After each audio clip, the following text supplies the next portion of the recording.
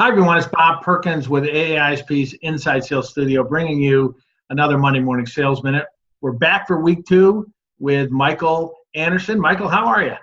I'm doing great, Bob. Thanks for having me again. No problem. Last week you shared some great prospecting tips to anyone that has to prospect. And this week, I'm going to ask you some rapid fire questions that everyone should be able to answer, whether you're an SDR, account manager, account executive. But before I put you on the hot seat, tell the viewers a little bit about your role and your company, InkCycle, as well. Sure. Thank you, Bob. So I started off at InkCycle about 13 months ago as an SDR. I'm transitioning into more of a sales management account manager role.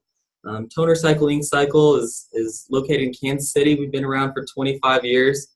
We help our customers win new accounts, making existing more profitably, and the reason that I chose to work here is the culture, great company culture, and I love being here, and it's a great organization to work for. Well, that's great. Congratulations on moving your career along, and also congratulations on earning your CISP, the AISP's Certified Inside Sales Professional.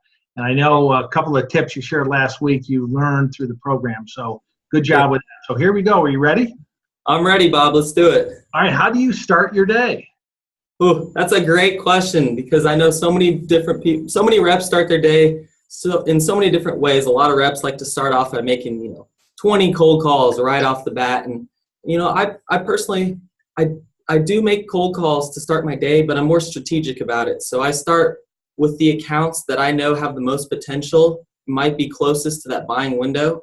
I strategically call those accounts first within my first hour of the day, and I have that planned before I start my day. So yes, I make cold calls to start my day, but I'm strategic. I make sure I'm calling the right ones because I want to focus all my attention on those accounts. Well, you said something that I think is so important. You said you prioritize who you're going to call before the day starts. I'm a big fan of planning your day really the week before. Plan out that week.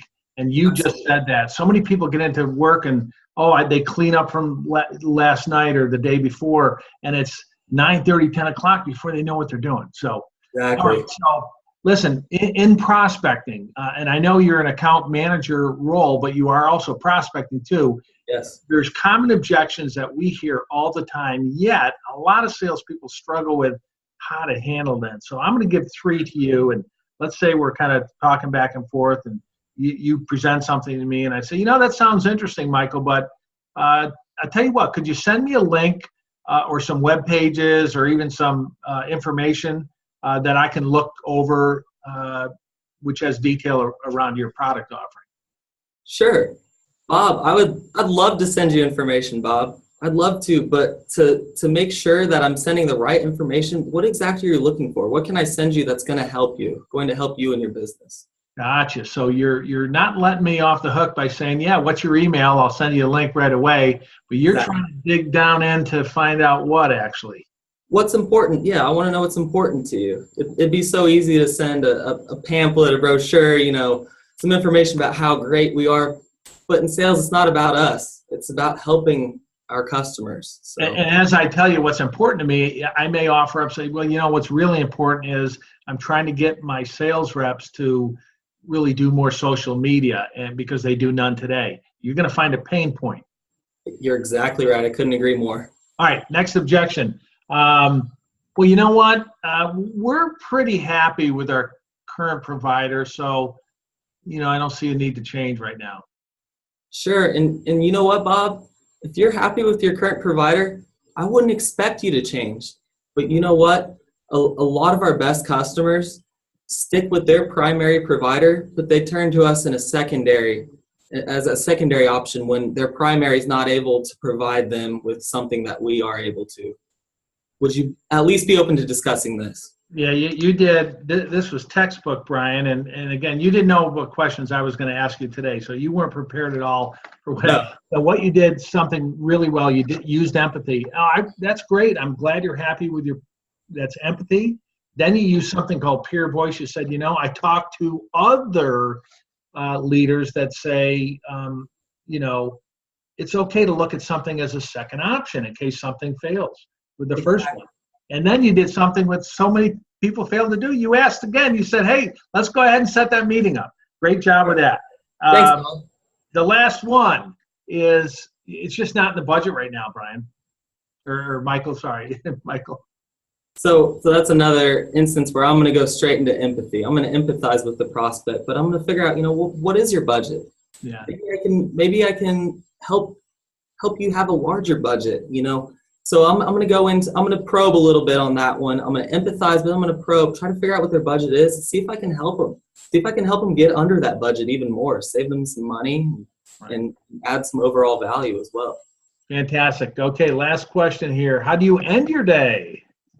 Great question, Bob. Great question. So this goes back to how I start my day. So I do two things when I end my day. The first thing is I plan out my following morning. So I look at my tasks. We use a CRM called HubSpot that lists all your tasks. So I look at my tasks for the next day, and I look, what's my top 10? Who are the top 10 accounts that are the most important to me to call tomorrow? And so I will have that laid out for me tomorrow, so I know how to start my next day.